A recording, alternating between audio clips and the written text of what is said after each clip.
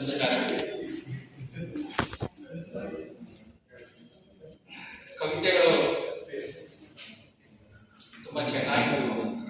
ಆದ್ರೆ ಈಗಾಗಲೇ ಬರೆಯೋದಕ್ಕೆ ಶುರು ಮಾಡಿರುವಂತಹ ತುಂಬಾ ಜನರ ಪದ್ಯಗಳು ವಾಚನ ಮಾಡೋದು ಕೂಡ ಚೆನ್ನಾಗಿತ್ತು.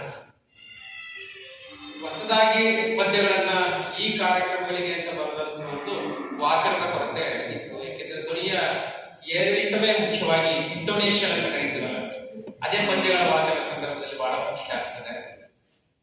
ಬರೆಯೋದು ಸುಲಭ ಪದ್ಯವನ್ನು ನನ್ನ ಲೆಕ್ಕದಲ್ಲಿ ಈ ಹಂತದಲ್ಲಿ ನಾನು ಓದ್ನೆಲ್ಲ ಗಣಿಸ್ತಿದೆ ಅಷ್ಟೇ. ಆದ್ರೆ ಅದನ್ನ ವರ್ಗಾವಣೆ ಮಾಡೋದಿದೆಯಲ್ಲ ಶ್ರೋತೃಗಳಿಗೆ ಅದು ಕಷ್ಟ.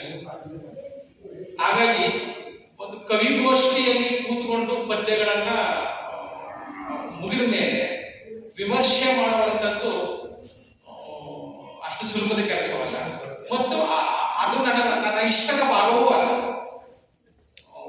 ನನಗೆ ತುಂಬಾ ಇಷ್ಟವಾದ ಭಾಗ ಯಾವುದು ಅಂತ ಹೇಳಿದ್ರೆ ಪದ್ಯಗಳನ್ನ ಕೇಳಿಸ್ಕೊಳ್ಳೋದು ತುಂಬಾ ಗಂಭೀರವಾಗಿ. ನಾನು ತುಂಬಾ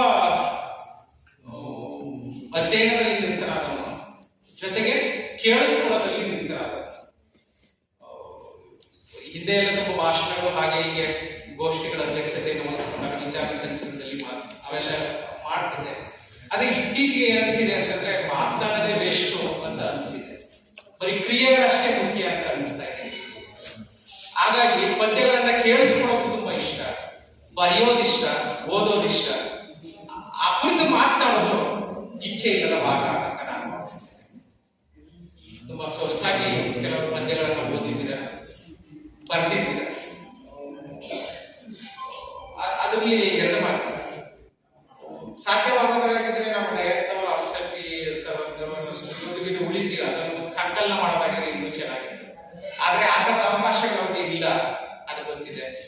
ಮುಂದೊಂದು ದಿನ ನೀವು ಯಾರಾದ್ರೂ ಬಳಿಯಲಾದ್ರು ಕೊಟ್ಟಿದ್ರೆ ಅರ್ಸೆಟ್ರು ಬಳಿಯಲಾದ್ರು ಈ ಪದ್ಯಗಳನ್ನ ನಾವು ಕವನ ಸಂಕಲನ ಮಾಡುವಾಗ ಈ ಕೆಲವು ಮುಖ್ಯವಾದಗಳನ್ನ ಸೇರಿಸಿ ನಾವು ಈಗಲೂ ಒಂದು ಮಾಡ್ತಾ ಇದ್ದೀವಿ. ಚಾಮರಾಜನಗರ ಜಿಲ್ಲೆಯ ಸಾಹಿತ್ಯಗಳ ಕವಿತೆಗಳು ಅಂತೇಳಿ ಸುವರ್ಣ ಕರ್ನಾಟಕ ಸಂಭ್ರಮಕ್ಕೆ ಪದ್ಯಗಳನ್ನ ಮಾಡ್ತಿದ್ದೀವಿ. ಒಳ್ಳೆ ಪದ್ಯಗಳಿದ್ರೆ ನಮ್ಮ ತರ್ಸಂಗ ಅವ್ರ ಹತ್ರ ಕೊಡ್ತಿದ್ದೀವಿ. ಆ ಪದ್ಯಗಳನ್ನು ಸೇರಿಸಿ ಒಂದು ಕವನ ಸಂಕಲನದಲ್ಲಿ ತರುವಂತ ಪ್ರಯತ್ನ ಮಾಡ್ತೀವಿ. ಇದು ಒಂದು ಭಾಗ. ಎರಡನೇದು, ನೀವು ತಗೊಂಡಂತಹ ಕಾವ್ಯದ ಶಿಲ್ಪ ಇದೆಯಲ್ಲ, ಆ ಕಾವ್ಯದ ಶಿಲ್ಪ ಗಟ್ಟಿ ಆಗ್ಬೇಕು ಅಂತ ಹೇಳಿದ್ರೆ ನಿಮ್ಮ ಪದ್ಯಗಳನ್ನ ಇನ್ನೊಂದ್ಸರಿ ನೀವೇ ಓದ್ಬೇಕು. ಅಸ್ಥಿ ಪಂಜರಗಳನ್ನ ಗಟ್ಟಿ ಇಲ್ಲದೆ ಹೋದ್ರೆ ನೀವು ಜನಗಳಿಗೆ ವರ್ಗಾವಣೆ ಮಾಡುವಾಗ ಆ ಮೊದಲನೇ ಲೈನ್ ಹೇಳೋದಕ್ಕೂ 10ನೇ ಲೈನ್ ನೀವು ಏನ್ ಹೇಳಕೊಂಡಿದ್ದೀರಾ ಅದ್ರ ನಡುವೆ ವ್ಯತ್ಯಾಸಗಳು ಕಾಣಿಸ್ತವೆ. ನನಗೆ ಮೊದಲನೇ ಲೈನ್ ಏನ್ ಅನ್ಕೊಂಡು ನೀವು ಪ್ರಾರಂಭ ಮಾಡ್ತೀರಾ, ನೀವು ಕೊನೆಗೊಳಿಸುವಾಗ ಆ ಮೊದಲನೇ ಲೈನ್ವರೆಗೂ ಸಂಬಂಧಗಳನ್ನ ಕಾಪಾಡ್ಕೊಂಡಿರ್ಬೇಕು ಕೊನೆಯ ಸಾಲದಲ್ಲಿ. ಇಲ್ಲ ಅಂತ ಹೇಳಿದ್ರೆ ಪದ್ಯ ಏನಾಗುತ್ತೆ ಅಂದ್ರೆ ಡೈವರ್ಟ್ ಆಗುತ್ತೆ. ಡೈವರ್ಟ್ ಆದಾಗ ಕೇಳಿಸ್ಕೊಳ್ತಾ ಕೂತಿರೋನಿಗೆ ಏನ್ ಅನ್ಸುತ್ತೆ ಅಂತಂದ್ರೆ ಯಾವುದೋ ಒಂದು ಲೈನ್ ಹಿಡ್ಕೊಂಡು ಅವ್ರು ಸಾಕ್ತಾ ಇರ್ತಾರೆ, ಕೇಳಿಸ್ಕೊಂಡು ಕೂತಿರೋ ಅಥವಾ ಓದ್ತಾ ಇರೋರು.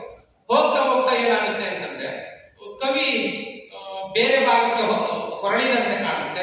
ಕೇಳಿಸ್ಕೊಳ್ಳೋವಾಗಿ ತನ್ನ ವೇಗವನ್ನ, ತನ್ನ ಒಳ ತುಡಿತಗಳನ್ನ ಬಿಟ್ಟುಕೊಂಡು ಹೋಗ್ತಾನೆ. ಆಗ ನಿಮ್ಮ ಕವಿತೆಗಳು ಫೇಲ್ಯೂರ್ ಆಗೋಕ್ಕೆ ಸಾಧ್ಯತೆಗಳಿರ್ತವೆ. ಏನಾಗಲಿ ಕನ್ನಡ ಭಾಷೆಯ ಶಿಕ್ಷಕರು ಪದ್ಯಗಳನ್ನ ತುಂಬಾ ಜನ ಬರೀಬೇಕಾಗಿತ್ತು ಇನ್ನು ನನಗೆ ಗೊತ್ತಿರುವ ಹಾಗೆ. ಯಾಕಂದ್ರೆ ನಿಸಾರ್ ಅಹಮದ್ ಅವರು ಜಿಯೋಗ್ರಫಿ ಪಠ್ಯಪುಸ್ತಕಗಳನ್ನು ಓದ್ಕೊಂಡು MA ಮಾಡಿಕೊಂಡು ತುಂಬಾ ಅಗಾಧವಾಗಿ ಬರ್ತದೆ. ಇನ್ನು ಬೇರೆ ಬೇರೆಯವರು ಗೋಕಾಕ್ರಂತೆಯವರು, ಅನಂತಮೂರ್ತಿಯವರು, ಇಂಥವರೆಲ್ಲ ಇಂಗ್ಲಿಷ್ ಲ್ಯಾಂಗ್ವೇಜ್ ಅನ್ನ ಓದ್ಕೊಂಡು ತುಂಬಾ ಸೊಗಸಾಗಿ ಬರ್ತದೆ. ಕನ್ನಡವನ್ನ ಓದ್ಕೊಂಡು ಪದ್ಯ ಬರೆದಂತ ಸಾಲಿನಲ್ಲಿರುವಂತ ಬಹಳಷ್ಟು ಮಂದಿಗೆ ಪದ್ಯಗಳನ್ನ ಬರೆಯೋದು ಸುಲಭ ಅಂತ ಅನಿಸ್ತದೆ. ಯಾಕಂದ್ರೆ ಅದರ ಅಂತರ್ಗತ ವಿಷಯಗಳು ನಿಮ್ಮ ಒಡಲಲ್ಲಿ ಹಾಗಾಗಿ ಹೆಬ್ಬುಗಟ್ಟಿಕೊಂಡಿರ್ತಾರೆ. ಒಂದು ಪದ್ಯ ಅಂತ ಹೇಳಿದ್ರೆ ಬುದ್ಧಿ, ಭಾವ ಮತ್ತು ಭಾಷೆ ಇವು ಮೂರರ ಸಂವಿಧಾನ. ಒಂದು ಬುದ್ಧಿ ಕೆಲಸ ಮಾಡುತ್ತೆ, ಅದಕ್ಕೆ ಭಾವನೆಗಳು ಸಂವೇದನೆಗಳನ್ನ ಹಾಕಿ ಹೊರಸೂಸುತ್ತೆ. ಭಾಷೆ ಅದಕ್ಕೊಂದು ರೂಪವನ್ನು ಕೊಡುತ್ತೆ. ಆಗ ಒಂದು ಕಾವ್ಯದ ಶಿಲ್ಪ ಎಲ್ಲಿದೆ, ಎಲ್ಲಿ ಕಾವ್ಯದ ಶಿಲ್ಪ ಸಡಿಲಿಗೆಯಾಗುತ್ತೋ ಅದು ಓದಿದ್ರೂ ಚೆನ್ನಾಗಿರೋದಿಲ್ಲ. ಒಮ್ಮೊಮ್ಮೆ ಕಾವ್ಯದ ಶಿಲ್ಪ ಚೆನ್ನಾಗಿದ್ದಾಗಲೂ ಕೂಡ ಓದುವಂತಹ ಧ್ವನಿಯಲ್ಲಿ ಏರಿಳಿತಗಳು ಮತ್ತೆ ಎಲ್ಲಿ ನಿಲ್ಲಿಸ್ಕೋಬೇಕು, ಎಲ್ಲಿ ಪಾಸ್ ಮಾಡಬೇಕು, PIUS ಎಲ್ಲಿ ಪಾಸ್ ಮಾಡಬೇಕು ಅನ್ನೋದು ಕೂಡ ಮುಖ್ಯ ಆಗುತ್ತೆ. ಪಾಠ ಮಾಡುವಾಗಲೂ ಕೂಡ ಅಷ್ಟೇ. ನಮ್ಮ ವಿದ್ಯಾರ್ಥಿಗಳು ಇಲ್ಲೊಂದಷ್ಟು ಜನ ಕೂತಿದ್ದಾರೆ. ಆ ಪಾಠ ಕೊಡಬೇಕಾಗಿದ್ರೆ ಅಥವಾ ಪಾಠ ಮಾಡಬೇಕಾಗಿದ್ರೆ ಎಲ್ಲೋ ತಗೊಂಡೋಗಿ ಒಂದು ಘಟ್ಟದಲ್ಲಿ ನಿಲ್ಲಿಸಿ ಒಂದು ಕ್ಷಣ ಆ ಮಕ್ಕಳು ಕುಳಿತರನ್ನಾಗಿ ಮಾಡಿದ್ರೆ ಬಹುಶಃ ಆ ಪಾಠಗಳು ಬೇಗ ಮಕ್ಕಳನ್ನ ತಲುಪುತ್ತಾರೆ. ಆ ಕುತೂಹಲದಿಂದ ಮಕ್ಕಳು ಕೇಳಿಸ್ಕೊಳ್ಳೋಕೆ ಸಾಧ್ಯ ಆಗ್ತದೆ. ಇಷ್ಟೂ ಜನ ಓದಿದ ಪದ್ಯಗಳಲ್ಲಿ ಮುಂದಿನ ಸಾಲು ಏನಿದೆಯೋ ಕೇಳಿಸ್ಕೋಬೇಕು ಆ ಥರ ಇದ್ದಿದ್ದು ಸ್ವಲ್ಪ ಕಡಿಮೆ ಇರ್ತದೆ. ನೆಕ್ಸ್ಟ್ ಲೈನಲ್ಲಿ ಏನು ಹೇಳ್ತಾರೋ 10ನೇ ಲೈನಲ್ಲಿ ಹೇಳ್ತಾರೋ ಇದಕ್ಕೆ ಸಂಬಂಧಪಟ್ಟ ಹಾಗೆ ಅನ್ನುವಂಥದ್ದು ಮತ್ತೆ ಅವರ ಜ್ಞಾನಿ ಮತ್ತು ಅಜ್ಞಾತವಾದಂತ ಒಂದು ರಸಭಾವವನ್ನ ಹೊರಸೂಸೋದಕ್ಕೆ ಬೇಕಾದಂತ ಓದುವಿಕೆ ಇದೆಯಲ್ಲ, ಆ ಓದುವಿಕೆ ಇನ್ನೂ ಕೂಡ ಚೆನ್ನಾಗಿ ಬೇಕಾಗಿದೆ. ಪದ್ಯಗಳ ಶಿಲ್ಪ ಚೆನ್ನಾಗಿದ್ದಾವೆ, ಕೆಲವು ಓದೋದ್ರಲ್ಲಿ ಸ್ವಲ್ಪ ವ್ಯತ್ಯಾಸಗಳಾಗಿವೆ. ಓದೋದು ಕೂಡ ಒಂದು ಸ್ಕಿಲ್ ಅದು ಮುಖ್ಯವಾಗಿ ಅಲ್ವಾ, ಅಲ್ಲಿ ಅದನ್ನು ಕೌಶಲ ಅಂತ ಹೇಳಿದ್ದಾರೆ. ಆ ಸ್ಕಿಲ್ ಇದೆಯಲ್ಲ, ಓದೋ ಸ್ಕಿಲ್, ಪಠ್ಯ ಓದುವಾಗಲೂ ಪದ್ಯ ಓದುವಾಗಲೂ ಕಾವ್ಯ ಓದುವಾಗಲೂ ಆ ಸ್ಕಿಲ್ ಬಹಳಷ್ಟು ಮುಖ್ಯವಾಗ್ತದೆ. ಅಂಥದ್ರಲ್ಲಿ ಸ್ವಲ್ಪ ಕಷ್ಟ ಅಂತ ಏನಾಗಲಿ,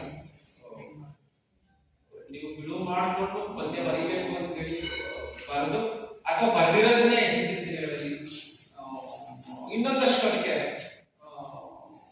ಬೇರೆ ರೀತಿಯಾದ ಮೈಕಟ್ಟನ್ನು ಕೊಟ್ಟು ರಕ್ತ ಮಾಂಸವನ್ನು ತುಂಬಿ ಅದಕ್ಕೆ ಓದಿದ್ದಾರೆ. ತುಂಬಾ ಒಳ್ಳೆಯದು. ಅಂತ ಅವಕಾಶಗಳನ್ನ ಡಯಟ್ ಹೆಚ್ಚೆಚ್ಚಾಗಿ ಕಲ್ಪಿಸ್ತೀವಿ. ನಾವು ಕೂಡ ಈ ಹೊರ ಭಾಗಗಳಲ್ಲಿ ಒಂದಷ್ಟು ಕವಿಗೋಷ್ಠಿಗಳನ್ನ ನಡೆಯುವ ಮಾಡ್ತೀನಿ. ದಯಮಾಡಿ ಅಲ್ಲಿಗೂ ಬಂದ್ರೆ ಬೇರೆ ಬೇರೆ ಓದೋದನ್ನ ಗಮನಿಸ್ತಾ ಹೋದ್ರೆ ನೀವು ಓದೋ ಸ್ಕಿಲ್ ಕೂಡ ನಿಮ್ಮ ಪಡೆಯಲು ಒಂದಷ್ಟು ವಿಸ್ತರಿಸುತ್ತೆ ಅನ್ನುವಂಥ ಮಾತುಗಳನ್ನು ಕೇಳ್ತಾರೆ. ಅವಕಾಶ ಕೊಡೋದಕ್ಕಾಗಿ ದಯವಿಟ್ಟು ಎಲ್ಲ ವೃತ್ತಿ ಬಾಂಧವರಿಗೆ, ಜೊತೆಗೆ ಪ್ರಾಂಶುಪಾಲರಿಗೆ ಕೂಡ ಕ್ಲಾಸ್ಮೇಟ್ ಒಟ್ಟಿಗೆ ಓದ್ತಾ ಇದ್ದೀವಿ. ತುಂಬಾ ಜನ ಇದ್ದಾರೆ. ನಾನೇ ಕೆಲಸ ಮಾಡಬೇಕಾಗಿದೆ. ಚಾಮರಾಜನಗರದೊಳಗಡೆ ಇದನ್ನ ಒಂದಷ್ಟು ಆಯ್ಕೆ ಮಾಡ್ಕೊಳ್ಳೋದಕ್ಕೆ ತುಂಬಾ ನನಗಿಂತ ದೊಡ್ಡವರಿದ್ದಾರೆ. ಆದ್ರೆ ನನ್ನೇ ಬೇಕು ಅಂತ ಹೇಳಿ ಅವತ್ತು ಸಭೆ ಸೇರಿದಂತ ಎಲ್ಲ ಭಾಷಾ ಶಿಕ್ಷಕರು ಮತ್ತು ಡೈರೆಕ್ಟರ್ ಕೇಳ್ಕೊಂಡ್ರು. ನಾನಿನ್ನೂ ಚಿಕ್ಕವರು. ಆಮೇಲೆ ಈ ಬರೆಯೋದಿದೆಯಲ್ಲ, ಯಾವತ್ತೂ ಅದು ಕಿಶೋರದಲ್ಲಿಯೇ ಇರುತ್ತೆ. ತಲುಪಾಗೋಯ್ತು ಅನ್ನುವಂಥದ್ದು ಬರದ ನಾನು ಒಂದು ಜಾಗವನ್ನ ತಲುಪಾಗಿದೆ ಅನ್ನೋದಿದೆಯಲ್ಲ, ಇದು ಓದಿನಲ್ಲಿಯೂ ಇಲ್ಲ ಮತ್ತು ಬರೆಯೋದಲ್ಲಿಯೂ ಇಲ್ಲ. ನಾನು ಎಲ್ಲರಿಗಿಂತ ಆ ವಿಚಾರದಲ್ಲಿ ತುಂಬಾ ಕಿರಿಯ ಅನ್ನುವಂಥ ಮಾತುಗಳನ್ನು ಹೇಳ್ತಾರೆ. ವಿರಮಿಸ್ತೇನೆ.